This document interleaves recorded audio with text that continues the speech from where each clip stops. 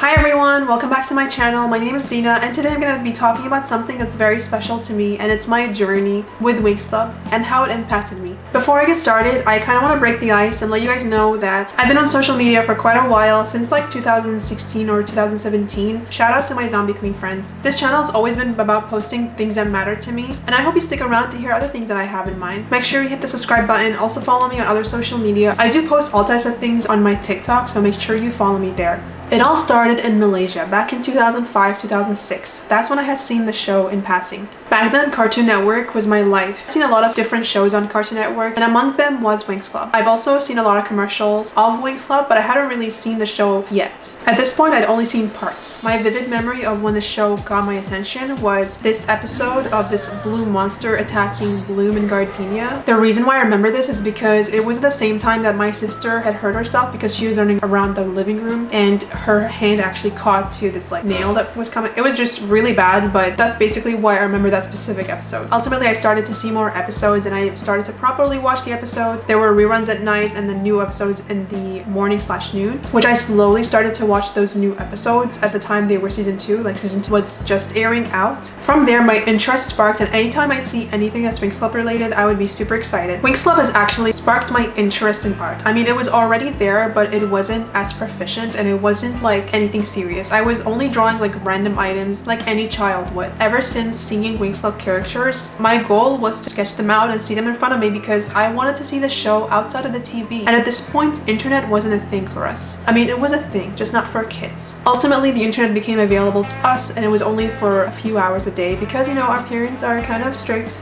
I'm just saying. I couldn't get my hands on anything that's Winx Club related, and I was really like curious and I wanted to recreate the art.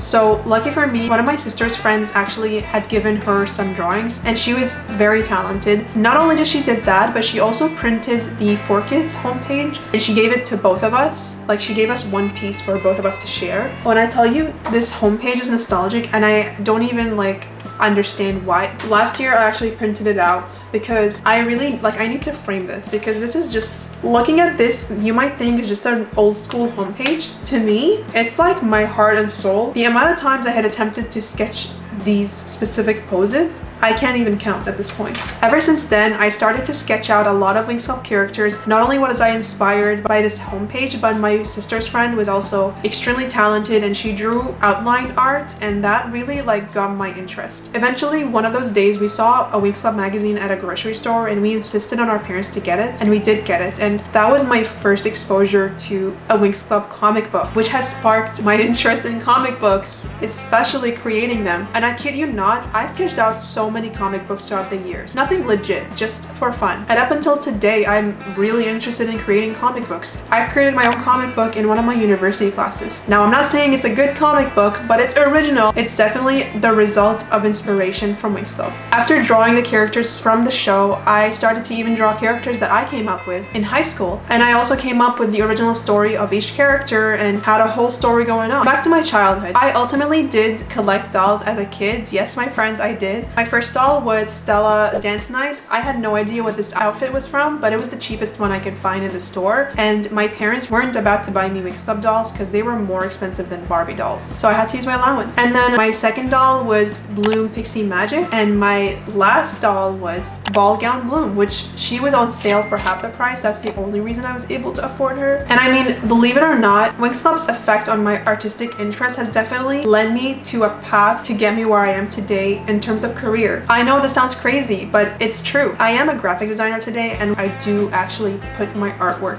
into graphic design, if that makes sense, and that helps me a lot. And likewise, my sister is professionally involved in languages, which Winx Club's international anthems was definitely one of her first exposure to different languages. Me and her would be jamming to all kinds of introductions from the show, whether that's French, German, Italian, Finnish, Turkish, literally any language that you can find. Did we understand what it means? No. But we still sang along and had fun. When I was a teenager, I did kind of stop looking into Winx Club things, but then ultimately my sister and I decided to rewatch the show. I think that was in 2017, and at this point we actually haven't seen season 4 and onwards. This whole time we've only seen season 1, 2, 3, and that's it. So in 2017 we decided to rewatch the entire series and then continue like 4, 5, 6, 7, 8, all the way. And ultimately a year later, my sister started collecting. Maybe it was actually in 2017 that she collected. She started collecting a lot of dolls. At this point, I had no clue what the point was. Now I do. And then the lockdown hit, and that's when I started collecting figures. And some of you guys remember this. So my goal was to collect every single figure that existed in the Winx Club world. Very impossible mission, especially since I'm in Canada, but I tried. And I mean, Lord knows I got a lot of figures. You can just scroll back on my TikTok and see all those videos if you want to. I did swear to myself that I won't get involved into dolls because they are pricey and they take a lot of space. But we all know how that went. Anyways, now in 2024, the 20th anniversary of Winx Club, my interest and my inspiration from Winx Club continues. For I'm forever inspired, whether it's art related, whether it's life lessons, things like that, it's always gonna be a part of me. Not to mention the nostalgia and just reliving my childhood, which is a big deal to me and probably to you as well. Winx Club is basically more than just a show to me. It's a thing that taught me a lot of life lessons without even realizing. From the power of friendship, how to handle a relationship, and how to handle conflict in general, but among all, it taught me to believe in myself. The minute you start believing, nothing is impossible. So here's to Winx Club, a constant source of inspiration for all of us. If Winx Club has impacted your life in any way, let me know in the comments below how. Tell me about your journey. I would love to hear it. Also, if you relate to this video or have a similar story, make sure you give me a thumbs up. Dear Winx Club, happy 20th anniversary, and to many more. And I'll see you in the next one. Bye!